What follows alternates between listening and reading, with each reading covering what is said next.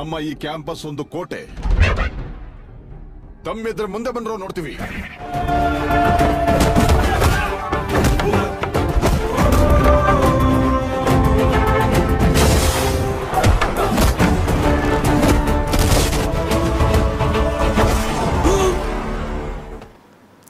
Halo kawan-kawan, Assalamualaikum. Apa kabarnya nih? Semoga senantiasa kaya ya.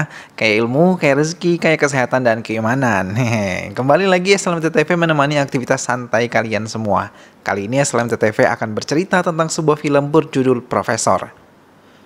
Film ini mengangkat kisah sekelompok pemuda yang tadinya berseteru kemudian bersatu karena seorang dosen yang berusaha mengungkap kematian rekan mereka. Apa saja yang dialami para mahasiswa ini saat berusaha mengungkap kebenaran? Berhasilkah sang dosen menemukan siapa pelaku pembunuhan sebenarnya? Sebelum kita jawab, klik dulu tombol like dan subscribe-nya ya. Share dan komennya juga jangan lupa. Kalau udah, langsung aja ini dia alur ceritanya.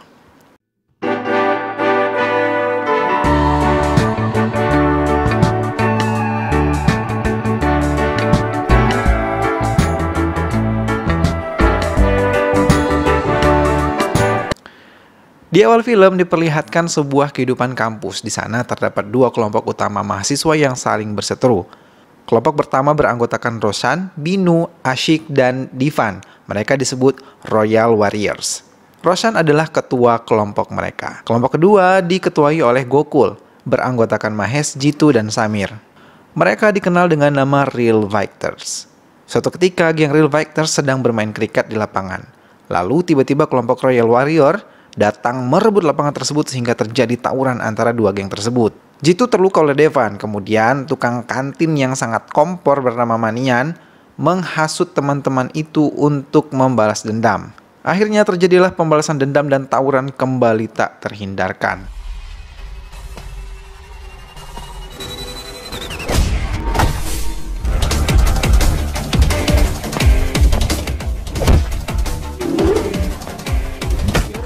Pertarungan mereka di sebuah lapangan menjadi tontonan oleh mahasiswa lain hingga datang dosen yang melerai perkelahian mereka. Suatu ketika, kampus khusus perempuan akan melaksanakan sebuah kegiatan. Kegiatan tersebut cukup besar sehingga mereka bermaksud mengundang Menteri Pendidikan yang adalah seorang perempuan. Para mahasiswa tersebut menyusup ke sebuah kampus khusus perempuan itu untuk menyaksikan pertunjukan menari di kampus itu. Mereka menyaksikan pertunjukan menari yang ditampilkan oleh mahasiswi di kampus tersebut. Seorang wanita bernama Vedika tampil di atas panggung dengan sangat memukau diiringi dengan para pemusik. Salah satu pemusik tersebut adalah Krishna. Ia adalah salah satu anggota geng teman-teman dari Gokul. Usai tampil, Gokul dan Roshan menemui Vedika. Mereka memuji penampilan yang sangat memukau. Namun Vedika lebih tertarik pada Krishna, pemusik yang tadi mengiringinya menari. Kemudian saat bersama dengan teman-temannya, Vedika menjelaskan bahwa ia dan Krishna dulu terlibat sebuah permasalahan di masa lalu. Namun ternyata Krishna tidak menyimpan dendam dengan masalah tersebut. Kemudian Vedika datang menemui Krishna, meminta Krishna untuk mau tampil kembali bersamanya dalam sebuah acara, namun sayangnya Krishna menolak. Saat di kampus, Pak dosen memberitahu Krishna bahwa Vedika menyukainya. Mengetahui hal tersebut, Roshan sangat marah. Ia kemudian mengejar Krishna yang berlari sampai ke sebuah laboratorium. Krishna masuk ke laboratorium tersebut dan mengunci pintu. Roshan dan kawan-kawan mendobrak pintu, lalu dia sangat terkejut melihat Krishna bersama dengan teman-temannya.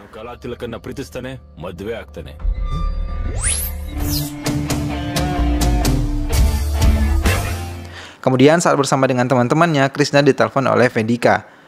Vedika mengatakan bahwa dia akan pergi ke suatu tempat pada jam 12 malam. Dan dia mau Krishna menemuinya. Lalu teman-teman geng Krishna mendukungnya dan meminta Krishna untuk menemui Vedika. Pada malam harinya mereka berpesta minum alkohol.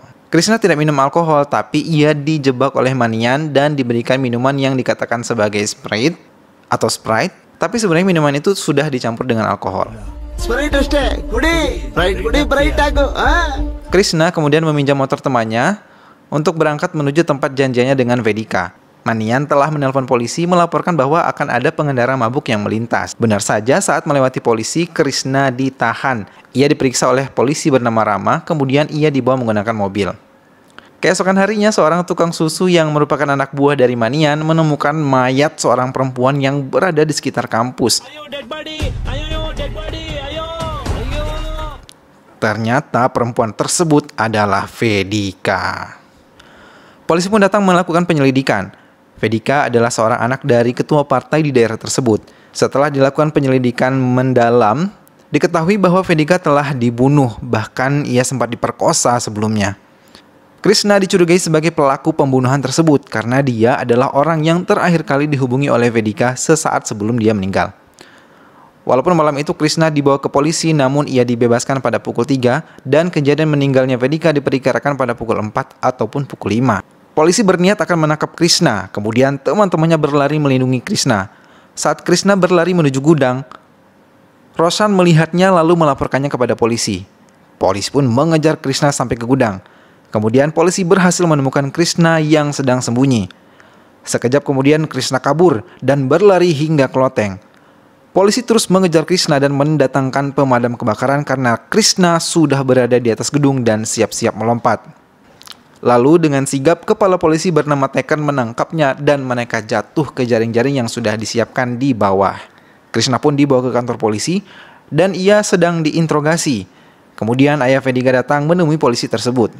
Orang tua dari Krishna pun datang menyatakan bahwa Krishna tidak bersalah. Dosen Cherian yang merupakan ayah dari Roshan pun datang dan berkata kepada kedua orang tua Krishna bahwa ia akan mencari cara untuk mengurus kasus tersebut. Sementara di kantor polisi, mahasiswa berdemo untuk membebaskan Krishna. Di sana sudah ada media yang meliput keramaian tersebut. Kemudian polisi yang bernama Rama mengatakan bahwa Krishna telah bunuh diri di kantor polisi. Orang tua Krishna sangat terkejut, begitu juga dengan teman-teman Krishna. Polisi mengatakan bahwa kejadian bunuh diri tersebut tidak ada hubungannya dengan polisi. Teman-teman Krishna yang tidak terima bahwa Krishna telah mati membuat keributan di kantor polisi. Mereka pun kemudian bertarung dengan polisi, lalu Tekken datang mencoba untuk masuk dan melawan teman-teman Krishna. Setelah terjadi pertarungan sengit, Gokul berhasil memukul Tekken hingga ia sempoyongan. Di hari berikutnya, sebuah demo besar terjadi. Di saat itu, Tekken yang masih cedera digantikan oleh polisi wanita bernama Bhavani. Bhavani melakukan penyelidikan terhadap kasus tersebut. Ia memanggil para saksi. Bhavani juga memanggil polisi yang pertama kali menemukan Krishna bunuh diri. Kemudian para saksi ditanya kembali terkait kejadian yang sebenarnya terjadi pada malam itu. Tukang susu pun menceritakan bahwa ia tidak mengetahui apa-apa, tetapi bosnya lah yang mengetahui segalanya. Bosnya yang bernama Manian, si kompor itu pun bercerita bahwa di kampus ada 2 geng yang selalu bersiteru. Pada malam itu, Manian sengaja mencampur minuman Krishna dengan alkohol. Lalu anak buah Manian pun berkata bahwa Manian juga menelpon polisi agar polisi dapat mencegah Krishna di jalan. Polisi berdasarkan keterangan dari Manian berangkat ke kampus untuk menangkap Roshan. Akhirnya keributan terjadi di kampus. Roshan dan anak buahnya menolak untuk ditangkap. Mereka pun tawuran dengan polisi. Kemudian pasukan polisi dipimpin oleh Bhavani datang ke kampus. Bhavani pun beraksi memukuli para mahasiswa yang ada di sana. Lalu seseorang datang membawa mobil mewah. Ia bernama Edward Livingstone. Edward adalah dosen baru di kampus tersebut. Setelah dikenalkan, Edward mulai mengakrabkan diri dengan lingkungan kampus. Ia mengenalkan dirinya dengan rekan dosen lainnya. Kemudian saat berkenalan dengan dosen, terlihat bahwa Edward disukai oleh dosen cantik bernama Smita. Edward adalah dosen yang sangat karismatik dan juga berkarakter. Dia menjadi perbincangan di kampus tersebut. Ia pun akhirnya dipercaya untuk mengawasi asrama mahasiswa. Suatu malam dia datang ke kamar Roshan dan menemukan bahwa di sana terdapat asap yang berbau ganja. Kemudian Edward menemui dosen Cherian di kamarnya. Edward pun mengobrol bersama dengan Cherian tentang Roshan. Cherian adalah ayah kandung dari Roshan. Cherian menyebut bahwa ia tidak begitu akrab dengan anaknya tersebut. Sedangkan besok akan diadakan sidang terbuka membahas permasalahan pembunuhan dan kematian Krishna. Cherian berkata bahwa dia akan mengundurkan diri jika anaknya ditangkap oleh polisi. Kemudian pada saat sidang terbuka, polisi berniat untuk menangkap Roshan. Tetapi Edward mengajukan beberapa pertanyaan yang membuat polisi menjadi sedikit kebingungan. Lalu Edward menanyakan kembali pertanyaan-pertanyaan yang akhirnya membuat kedua geng sadar bahwa mereka semua adalah target dari penyelidikan polisi. Edward menjelaskan lagi bahwa Vedika kemungkinan tidak dibunuh di kampus, sehingga pelakunya berasal dari luar kampus. Pada bukti kejadian menunjukkan bahwa pelaku pembunuhan tersebut adalah orang luar. Kemudian setelah rapat, Edward mengumpulkan kedua geng di kantin. Dia berkata bahwa kasus ini hanya akan diselesaikan bersama-sama. Tidak ada lagi dua geng, yang ada hanyalah satu status, yaitu mahasiswa alias geng pelajar. Namun kedua geng tersebut menolak dan mereka pergi meninggalkan Edward. Sementara di tempat lain, ayah Vedika datang menemui Bhavani menanyakan perkembangan penyelidikan kasus pembunuhan anaknya. Bhavani pun menyebut bahwa ia tidak bisa masuk ke kampus karena pemerintah melarang penangkapan dari kampus. Bhavani meminta ayah Vedika untuk mengeluarkan para mahasiswa dari kampus agar dapat ditangkap.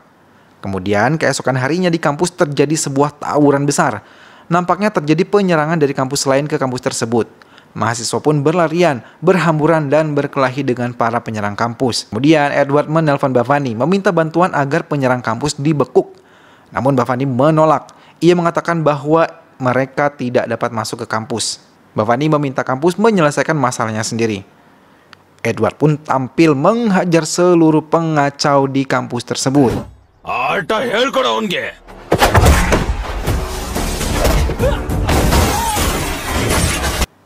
Kemudian Rosan dan teman-temannya pun datang ikut membantu dosen mereka itu.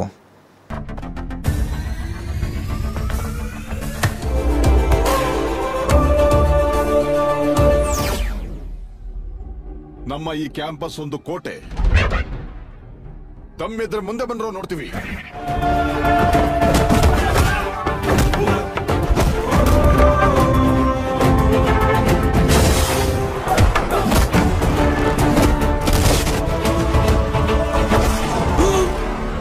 Lalu setelah semua dapat dikalahkan, mereka diusir dari lingkungan kampus. Mereka diletakkan di depan gerbang kampus. Edward lalu menelpon Bhavani memintanya agar dapat menjemput para penjahat tersebut di luar halaman kampus. Di saat itulah dua kelompok geng tersebut bersatu. Tidak ada lagi dua geng, yang ada hanyalah satu, yaitu pelajar. Sementara itu, Dewan Sekolah mengadakan sebuah pertemuan membahas permasalahan kampus. Para dosen tersebut membahas permasalahan yang ada di kampus. Mereka mengatakan bahwa Edward adalah salah satu penyebab permasalahan dari kampus karena bergabung dengan geng mahasiswa. Namun Edward berkata bahwa ada banyak hal yang harus mereka benahi di kampus tersebut. Mendengar apa yang disampaikan oleh Edward, para dosen yang lain pun bertepuk tangan dan menyetujui apa yang dikatakannya. Edward kemudian dipanggil ke kantor polisi untuk ditanyai terkait kejadian yang ada di sekolah.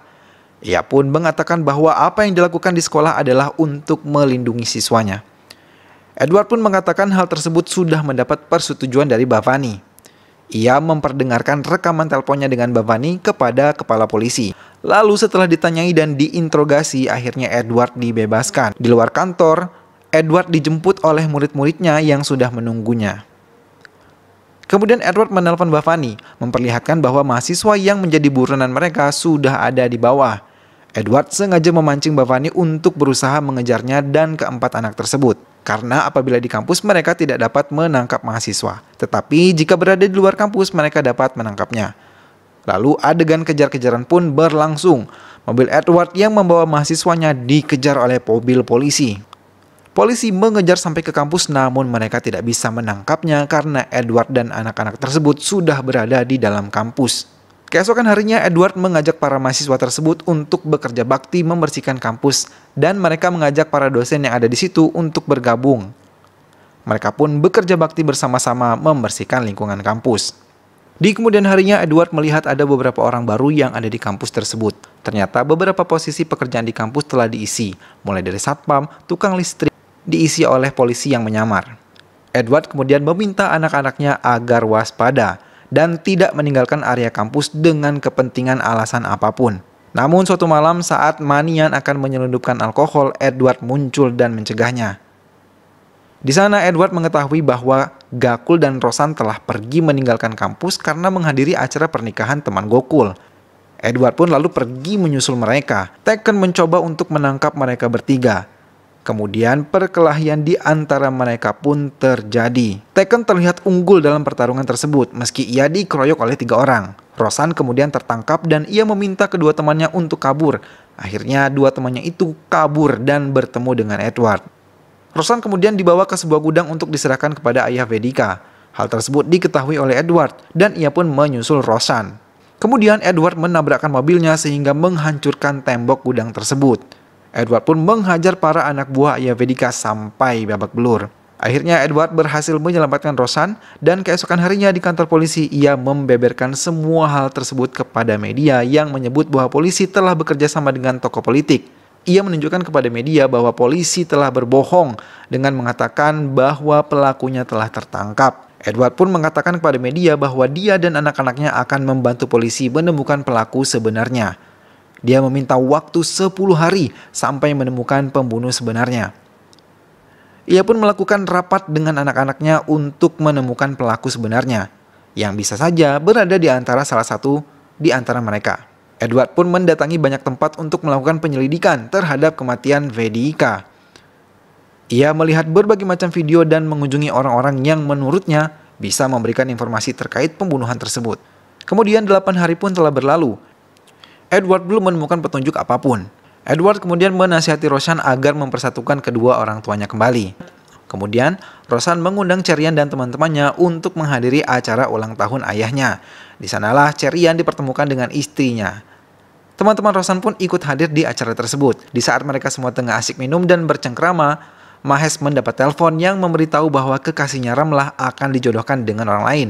Maka melihat hal tersebut, Mahes pergi menemui Ramlah di suatu tempat. Kemudian Rosan meminta Manian untuk menelpon polisi agar polisi tersebut menangkap Mahes. Mahes akan dijadikan tersangka kedua oleh Rosan. Benar saja Mahes pun ditangkap oleh polisi. Sedangkan polisi yang lain yaitu Rama menemui Ramlah. Polisi tersebut berkata bahwa Ramlah akan dibawa untuk menemui Mahes di kantor polisi. Namun ternyata Ramlah tidak dibawa ke kantor polisi, melainkan dibawa ke suatu rumah. Di rumah tersebut, Rama berniat ingin memperkosa Ramlah. Lalu datanglah Edward ke rumah tersebut dan berkelahi dengan Rama. Edward pun mengetahui bahwa Rama adalah polisi yang sedang ditangguhkan. Kemudian Edward bertanya-tanya mengapa dia bisa mendapatkan seragam dan juga mobil dinas polisi.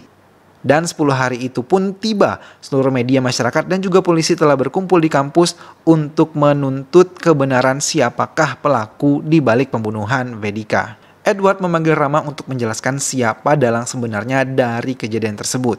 Kemudian Rama membuat pengakuan bahwa sebenarnya dalang dari seluruh kejadian tersebut adalah polisi Taken. Taken sempat kesal karena rahasianya akan diungkap oleh Rama. Ia pun bermaksud untuk menghajar Rama namun dihalangi oleh para mahasiswa.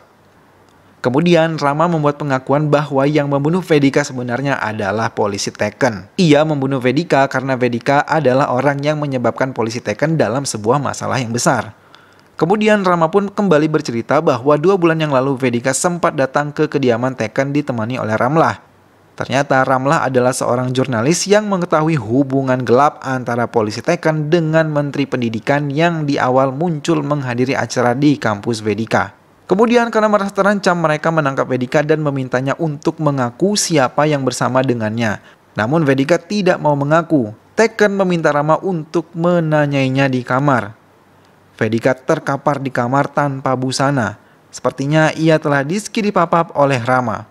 Di situ kemudian saat sekarat Taken membunuh Vedika dengan menggunakan sebuah tongkat besi. Lalu Rama membuat sebuah drama seolah-olah yang membunuh Vedika adalah Krishna. Krishna sudah mengetahui bahwa yang membunuh Vedika adalah polisi Taken. Taken pun kesal dan membuat seolah-olah Krishna mati bunuh diri, padahal yang melakukan itu adalah Rama atas perintah Taken. Mendengar pengakuan tersebut, semua orang yang ada di sana merasa sedih dan menangis. Kemudian tiba-tiba polisi Taken menembak Rama tepat di jantungnya. Keadaan pun menjadi kacau, semua orang berlarian. Taken pun kabur dan polisi yang lain mengejarnya. Taken berlari sampai ke loteng. Edward berhasil menyusulnya. Di sana Edward dan Taken berkelahi dengan sengit. Namun terlihat jelas bahwa pertarungan tersebut tidaklah imbang, yang akhirnya dimenangkan oleh Edward.